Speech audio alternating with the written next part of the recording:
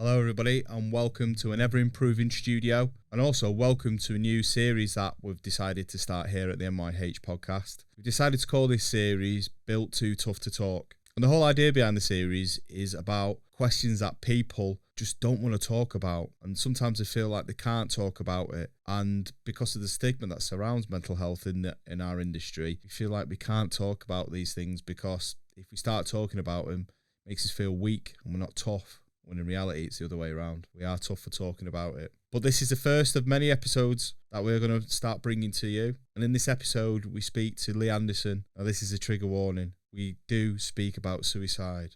Do speak about the effects of taking your own lives and what it can have and what can happen, and attempting to take your own life too. Please, if you are in crisis, there are some numbers below that you can contact. You can speak to them and you can get the help and support that you need. It's never ever too late. It's never ever too dark. It's never ever too big of a problem. There are people that are out there that are willing and wanting to listen to you and hear what you have to say.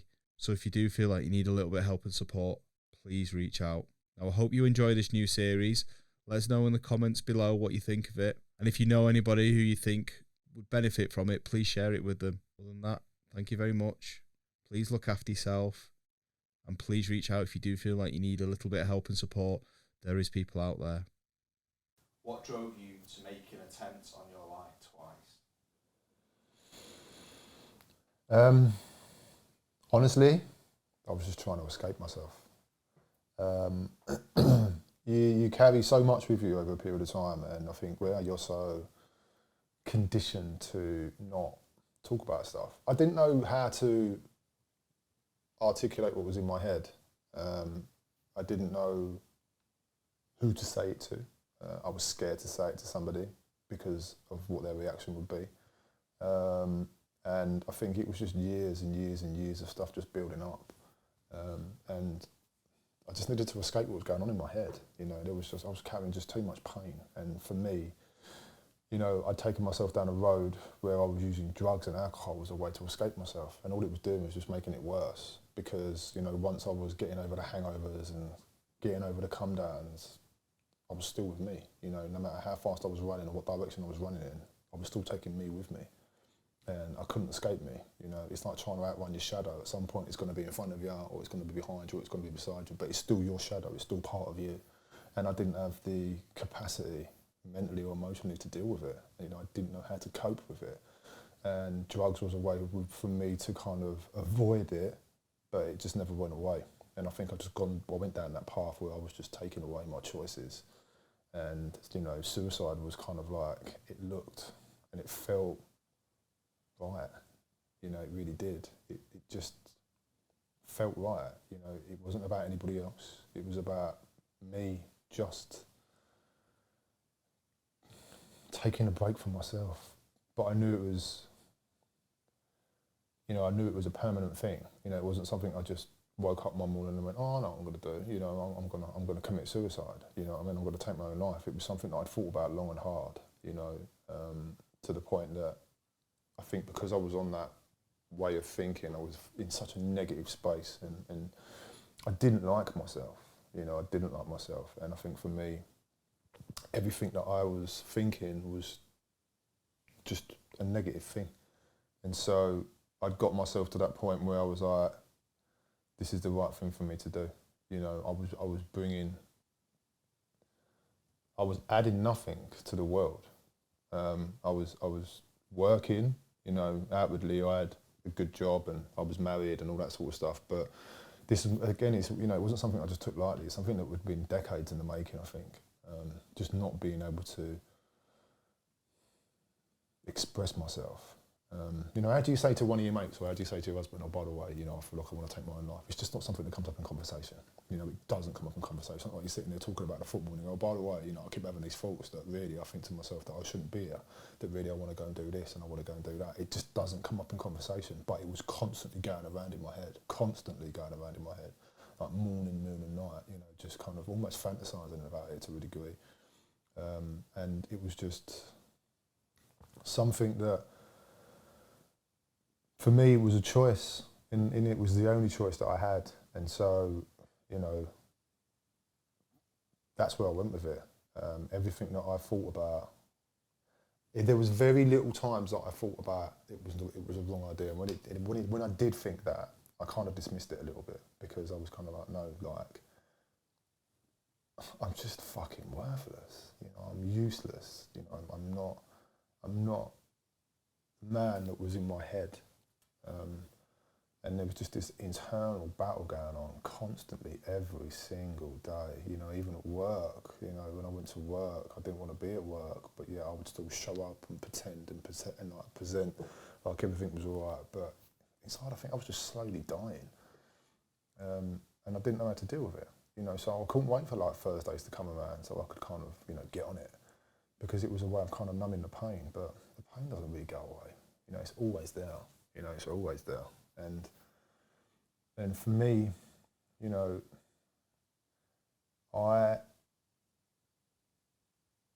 was just struggling so badly, you know, I was just struggling so badly that I remember the first time, so I kind of talk about this when I go on the tours, but I don't go into any detail. And so, you know, kind of this would be like the first time that I've really kind of gone into some depth into it. But we've been on a long bingey weekend, and I hadn't eaten, I'd not slept for like 3 days, I think, 3 or 4 days. And, you know, I'd drunk, but not to excess. I think to that point, I was probably drinking a glass of water or something. But so everything in my body had dipped, like everything in my body had dipped. Mark was trying to give me electrolytes to try and put some salts and that back in my body, but I was refusing to take them. You know, I was just being really stubborn, and I was just on that mission. And I was particularly this time because I knew that this was when I was going to do it. And I knew that Mark was going to work, you know, and I purposely kind of run myself into the ground. Like that weekend was a heavy weekend, and Mark went to work. And when he left, I remember I was sort of like, I was in our bedroom, and I had this bottle of Prosecco. And I remember sitting there, and I was sniffing this Coke and all that. And I remember saying to my nan, like, I'm coming to see you. I'm coming to see you. Because my nan had died at this point. And I was like, just wait for me, I'll see you when I get there. Do you know what I mean? And I remember walking around the bed, and I was crying, and I was like lying on the floor, and I was like, just like, I'm coming to see you. Like, I can't do this. Like, I need you to help me. Like, I don't know how to do this anymore. And I'm having this conversation with her verbally, like having this conversation with her. And it was almost like I was waiting for a sign, like I was waiting for something to say to me, don't worry, son, I got you. You know what I mean? But I knew that I was kidding myself. And that's what I kept saying to myself. And I remember like the dog, she kept coming in and she was kind of licking my head and things like that. And I kept kind of pushing her away. And I remember that I'd gone round for probably like 3 or 4 weeks, and I was putting away what I was using, and I was tucking it away, and I was hiding it. And I was building it up over this period of time. And I remember I went and got this bag. And I was like, right, that's it. This is the time now. You know, this is where I'm going to do it. Do you know what I mean? And I remember pulling the ladder down from the loft. And I remember going into the loft because I didn't want to be found in my house. Like, I didn't want to be found in my bedroom. I didn't want to be found. I didn't want to be found. You know, I wanted to make sure that I was going. That was it. Bottom line, like I was going. Like, I didn't want to come back. I didn't want it to be any mistakes. I didn't want it to be messy. Do you know what I mean? And I didn't want to, but I still wanted to. I wanted to feel the pain go when I was going. Like, I wanted to feel like I wasn't feeling it anymore. Do you know what I mean? Like, I wanted to feel that. I wanted to feel what it felt like not being in pain anymore.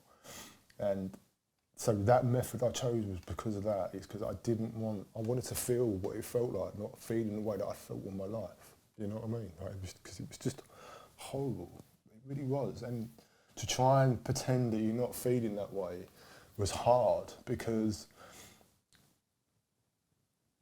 it was all I knew. You know what I mean? Like, it was all I knew to feel that way. And so by choosing the way that I chose, I just wanted to kind of know what it felt like, not feeling that I was always battling with myself internally. Do you know what I mean? Like, and so when I went into the loft, I was like, it was funny because there was boxes in there of stuff that belonged to us. And I remember pulling out some pictures and stuff, do you know what I mean? And I just wanted to feel a little bit of comfort. I couldn't have been any more pain than I was in. And so for me, it was just about feeling normal, just normal. I don't know what normal felt like, but just not how I felt. And so for me, it was like, I just wanted to be at peace. Like, I didn't want to be this version of myself that I'd created anymore. Do you know what I mean? I just didn't want that anymore. And so, but my dog was crying. You know, she was crying at the bottom of the ladder, and I was kind of like, I was shouting at her to shut up. Like, I was screaming at her to shut up because, like, this was me. This was for me. It wasn't about her.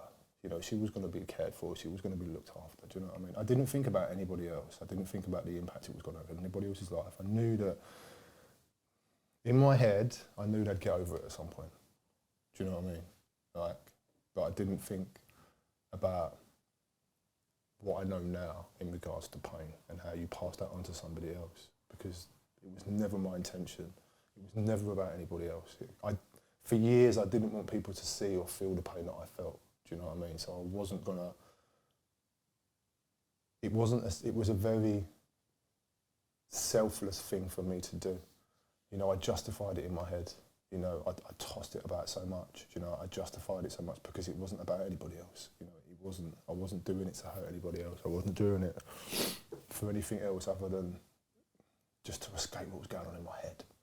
Do you know what I mean? Like, I couldn't keep living in my head anymore. It was just fucking killing me.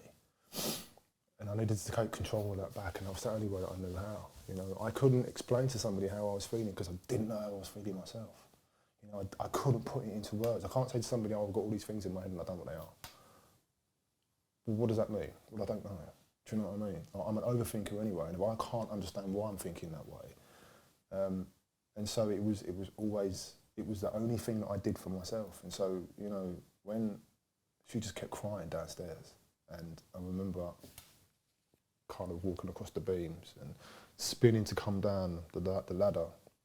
And I remember I fell down the last two and I trod on her paw, and she cried, like she yelped, and I was kind of like, shh, don't worry, it's all right. And then, as I said, I just passed out on the floor, do you know what I mean? And I remember waking up on the bed, and I remember going downstairs, and I remember Mark was downstairs, and the only reason I remember this bit because it was caught on phone. It was like a voice note on phone, and I remember saying, I don't know, I don't understand. Like, it was nothing, and that was it. There was nothing else spoken about it between him and I, and not that I remember. And I don't know if I'm, you know, if I've purposely forgotten them things or whether it's the stuff that I don't remember. But I try a lot to kind of remember what happened after that, but all I know is that we never spoke about it.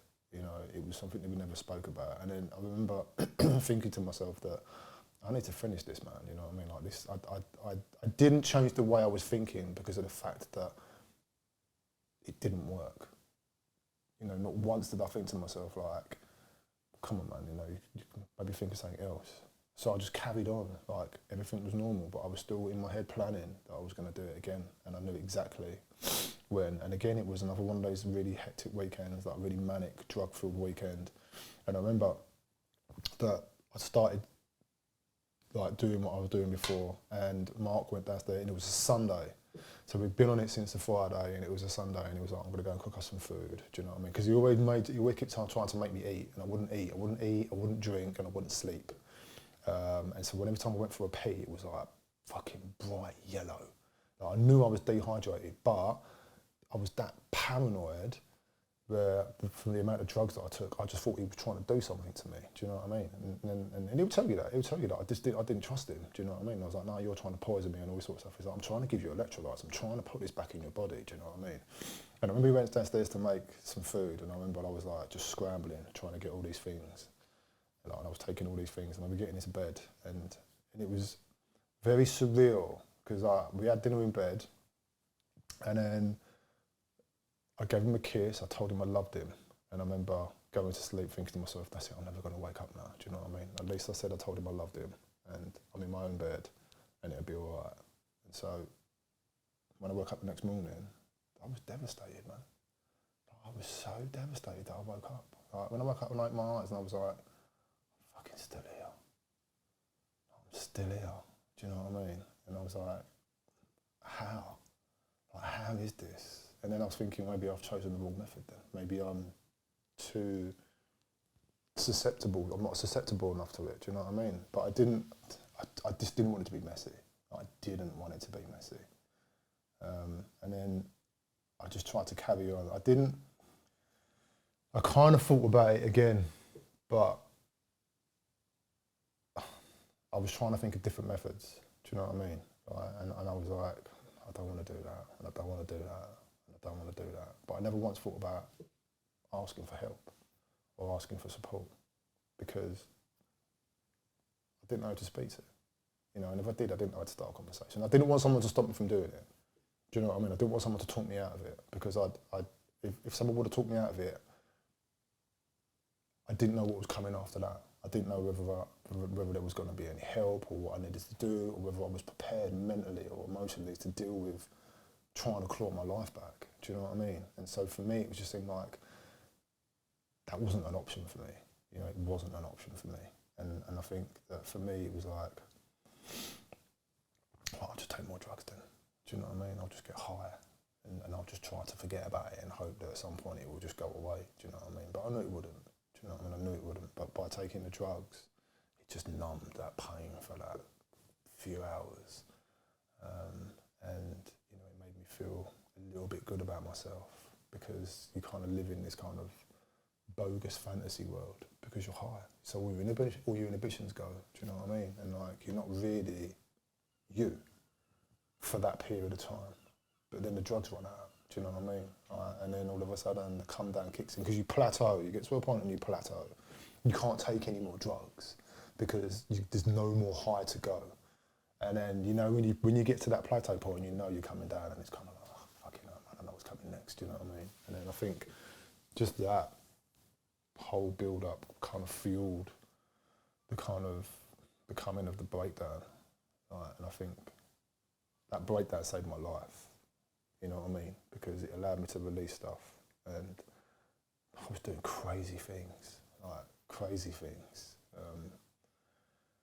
And I must have thrown away about 6 phones, mobile phones, and I just pretended that I had them nicked, and I'd go and get a police number. I'd go to my bank because I was insured, and they would give me a certain number, and I'd go to a phone store and get another phone. I just kept claiming off my insurance, you know what I mean, just to replace my phone. So I had a new phone every like fucking 4 months, 3 months, do you know what I mean? Because I kept throwing them away. I bought this particular watch, this brand of watch, about 3 times and binned it, and now I don't wear a watch because it's triggering. I keep looking at watches and think, yeah, but I don't need a watch. But every time I look at a watch, I'm like, I take it off. But I was trying to escape me.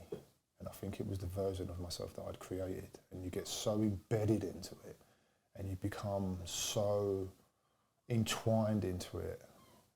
I just lost myself. I totally lost who I was. And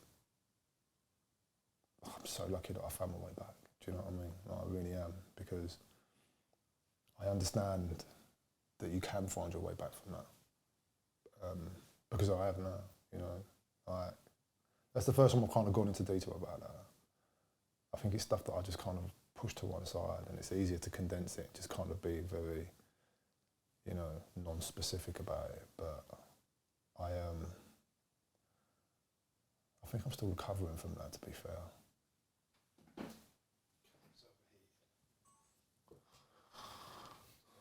Yeah, man.